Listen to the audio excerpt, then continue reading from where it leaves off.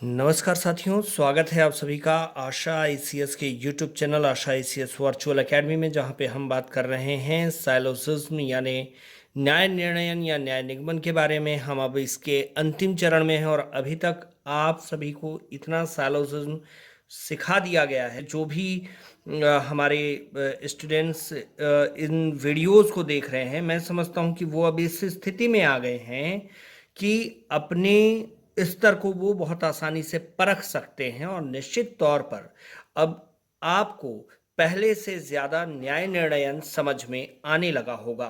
तो आइए देखते हैं, आज न्याय निर्णयन के अन्य 3 वीडियोस हैं जहां पर हम 3 मुद्दों पर बात करेंगे।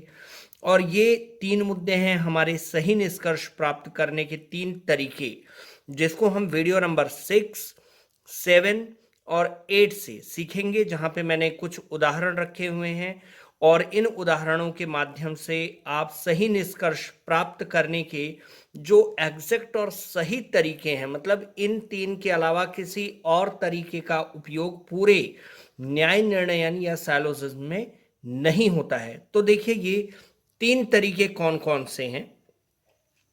सबसे पहला है मध्य पद को काट कर सही निष्कर्ष ज्ञात करना, यानी जो कथन दिया हुआ है आपको उसका मध्य पद काट करके सही निष्कर्ष आपको ज्ञात करने का तरीका बताया गया पिछली वीडियोस में। और जिसको भी मध्य पद को लेकर थोड़ा कंफ्यूजन है तो पुरानी वीडियोस के लिंक यहाँ पर दिए गए हैं, आप पहला वीडियो जा करके देख सकते हैं हमारा, जहाँ पर आपको मध्य पद और उसके स्वरूप के बारे में जानकारी पूरी की पूरी मिल जाएगी।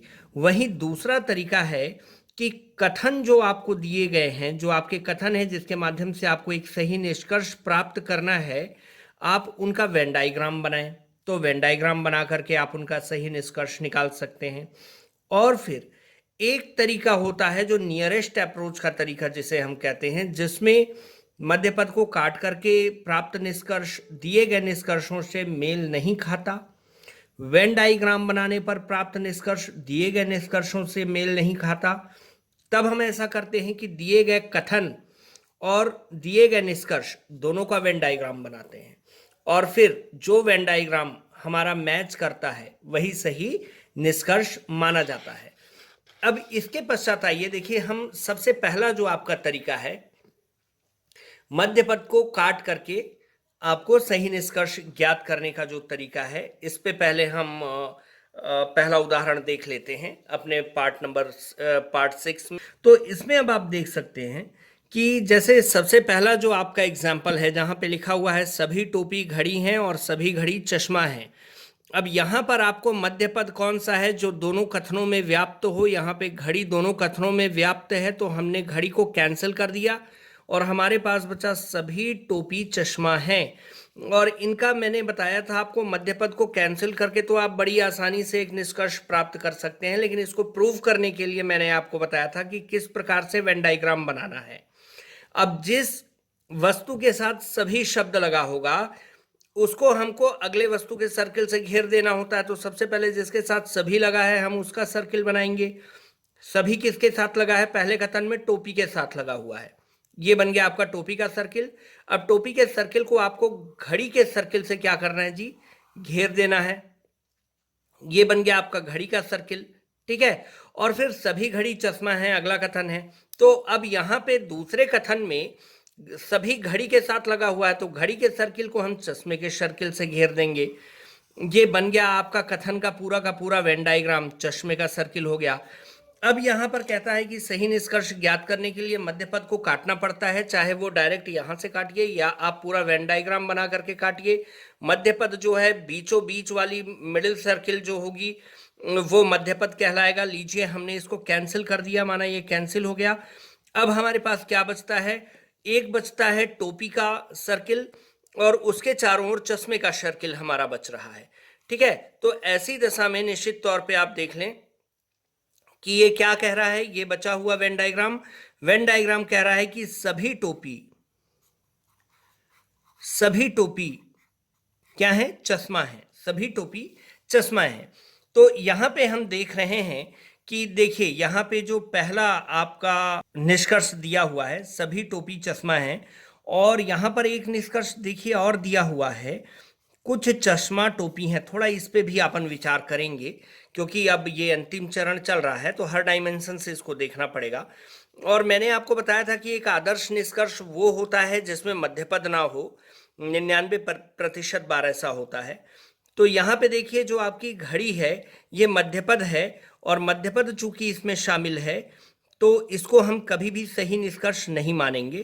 तत्पश्चात जो अगला निष्कर्ष है, सभी चश्मा टोपी हैं, सभी चश्मा टोपी हैं। तो इसको अगर देखा जाए तो ये सभी टोपी चश्मा है का ठीक उल्टा है ये। तो क्या होता है कि जब शब्द आगे पीछे होते हैं तो अर्थ बिल्कुल परिवर्तित हो जाता है, और चूंकि आपका जो पहला निष्कर्ष है वो जो मैच किया यहां से, तो ठीक उसका उल्टा निष्कर्ष कभी सही निष्कर्ष नहीं हो सकता। ठीक है, तो आपको जो सही निष्कर्ष प्राप्त हुआ है इसमें एक तो आपको पहला वाला प्राप्त हुआ और दूसरा वाला भी सही है। वो किस प्रकार सही है ये देखिए, यहां पे लिखा हुआ है कुछ चश्मा टोपी हैं। तो देखिए इस पे थोड़ा गौर फरमाइएगा आप। कुछ चश्मा टोपी हैं, ये हो गया देखिए टोपी का सर्कल, और ये हो गया ऊपर वाला चश्मे का सर्किल। ठीक है, टोपी के सर्किल को पूरा कवर कर दिया किसने? चश्मे के सर्किल ने। तो सभी टोपी चश्मा तो हो गया, लेकिन आप फर्ज करें कि जो टोपी का सर्किल है वो पूरा पूरा चश्मा के सर्किल को कवर नहीं कर पाया, बल्कि चश्मे के सर्किल का कुछ भाग अभी भी टोपी के सर्किल के बाहर है। मतलब कुछ ऐसे चश्मे हैं इस क्षेत्र के जो टोपी नहीं है। यानी अगर कुछ चश्मा टोपी नहीं है तो कुछ चश्मा टोपी है।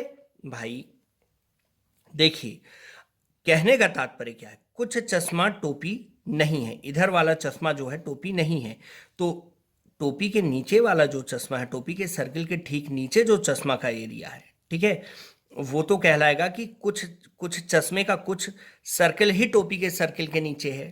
ठीक है, तो हम ये सीधे कह सकते हैं कि कुछ चश्मा भी टोपी है। ठीक है, या हम इसको ऐसे भी कह सकते हैं कुछ चश्मा टोपी नहीं है। अगर ये भी होता कि कुछ चश्मा टोपी नहीं है तो भी ये गलत नहीं होता। ठीक है, दोनों का अर्थ वही होता है, कुछ टोपी चश्मा है या कुछ चश्मा टोपी नहीं है। ठीक, तो ये दोनों का सेंस एक ही होता है।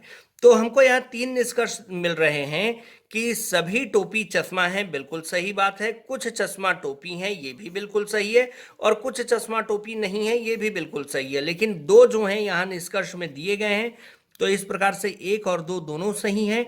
और यहाँ पे विकल्प सी जो है वो 1 और 2, 1 या 2 दोनों को सही बता रहा है। तो ऐसी अवस्था में हम सी विकल्प को सही उत्तर मान लेंगे। चलिए देखते हैं अगला वीडियो।